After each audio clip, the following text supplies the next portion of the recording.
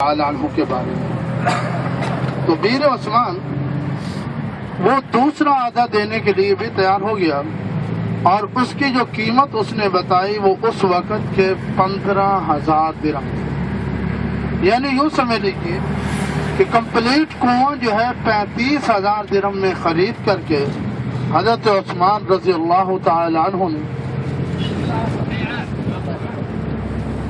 بڑا خوبصورت 35,000 درہم میں خرید کر کے اللہ کے راستے میں خیرات کر دیا اور جو جنت کو مستحق کر دیا. یہ پانی جو گر رہا ہے نا، یہ خوبصورتی کے لیے ہے، کوئی چشمہ نہیں ہے.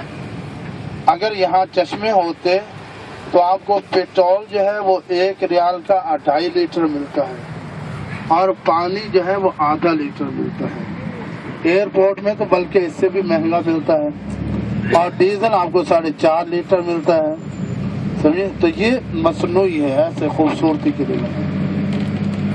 تو میرے دوست اور بزرگ، انشاءاللہ تعالیٰ اس کے بعد آپ کو ایک پہاڑ دکھائیں گے، اس کے اوپر کچھ گھر بنے ہوئے آپ کو نظر آئیں گے، اور وہ ہماری جو کنگ ہے، کنگ فہد مرحوم، ان کا پیلس تھا، کنگ پیلس کہا جاتا ہے.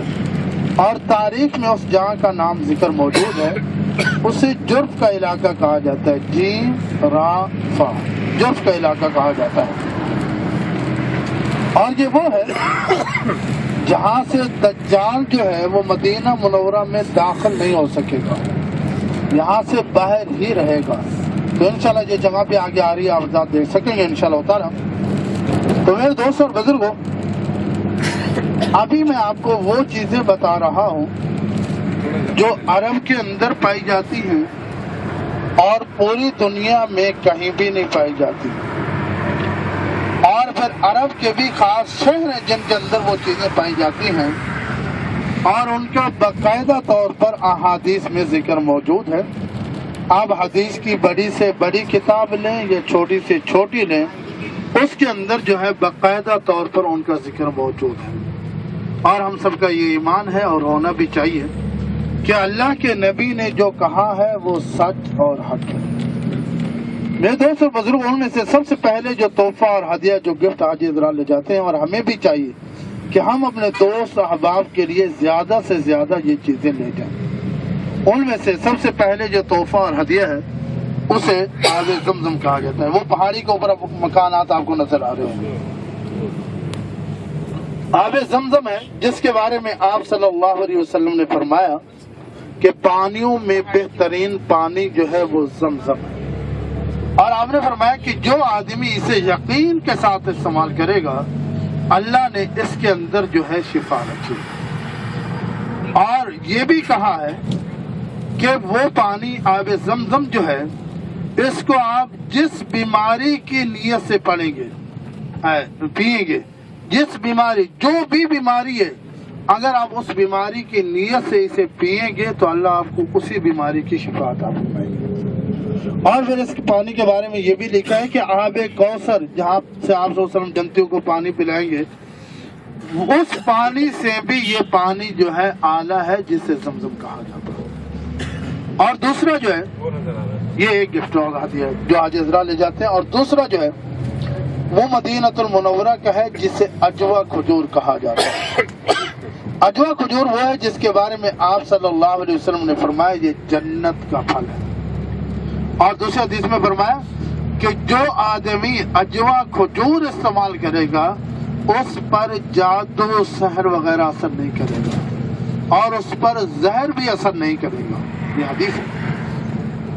اور ابھی جدید ٹیکنالوجی نے اس پر جو تجربہ کیا ہے، ابھی اس کے بارے میں بات کرتا ہوں، لیکن سب سے پہلے آپ حضرات بیر عثمان رضی اللہ تعالیٰ عنہ دیکھیں گے.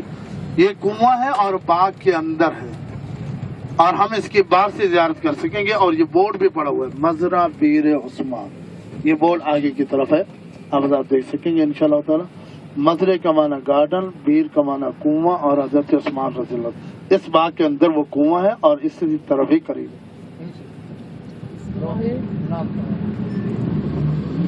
تو میرے دوست اور بزرگ، میں عرض کر رہا تھا، جدید ٹیکنالوجی نے اس کی گٹھلی پر، جسے ہم گیٹک اور بیج کہتے ہیں، تجربہ کیا ہے. کہ آپ اسے گرائنڈ کر لیں یعنی پیس لیں اور اس میں تھوڑا سا شہد ملا دیں اور آپ رکھ لیں اور ناشتے کے ٹائم میں 1-2 چمچ استعمال کریں تو اس وقت پوری دنیا میں ہارٹ کے لیے اس سے اعلیٰ دوا کوئی نہیں ہے، دل کی مرض کے لیے اعلیٰ دوا ہے میرے دوست اور بزرگوں۔ اور دوسری کھجور جو ہے آپ صلی اللہ علیہ وسلم جو کھانے کے لیے پسند کرتے تھے وہ امبر کھجور ہے۔ اور برنی مدینہ کے بارے میں یہ حدیث ہے کہ وہ بیماریوں والی کھجور ہے یعنی شفا والی کھجور ہے، بیماریوں سے شفا والی، جس طرح آب زمزم آپ جس نیت سے کھائیں شفا ہے، تو برنی مدینہ کے بارے میں یاد رکھنا، برنی مدینہ کے بارے میں یہ حدیث ہے کہ وہ بھی بیماریوں کے لیے شفا ہے اور جس گھر میں ہوگی اس میں قحط نہیں آئے گا۔ اور اس کے بعد کلمی ہے، صفاوی ہے، سکری، بہت سارے کھجوروں کی قسمیں ہیں۔ یہ بیر عثمان کا ہی ایک سٹور سمجھ لیں، جو بھی فیکٹری سمجھ لیں۔ ہم 10 منٹ تو ہم 10 منٹ رک لیں۔ اگر کسی رات کو کوئی چیز چاہیے ہو، کھجور والی چاکلیٹ وغیرہ یہ سب چیزیں موجود ہیں، اگر آپ کو پسند آ جائے اور ریٹ پسند آ جائے تو آپ لے سکتے ہیں، ٹھیک ہے، ورنہ ہماری طرف سے یا آپ کے گروپ کی طرف سے آپ پر کوئی پابندی نہیں ہے۔ انشاءاللہ یہاں 10 منٹ رکیں گے اور اس کے بعد کھانے کی تو اجازت ہے، اور اس کے بعد انشاءاللہ تعالی ہم غزوہ احد کے مقام پر چلیں گے۔ میں نے آپ کو 2 چیزیں بتائی ہیں اور باقی چیزیں انشاءاللہ آگے چل کے بتاتا ہوں۔ واش روم کے سامنے عورتوں کا بھی ہے۔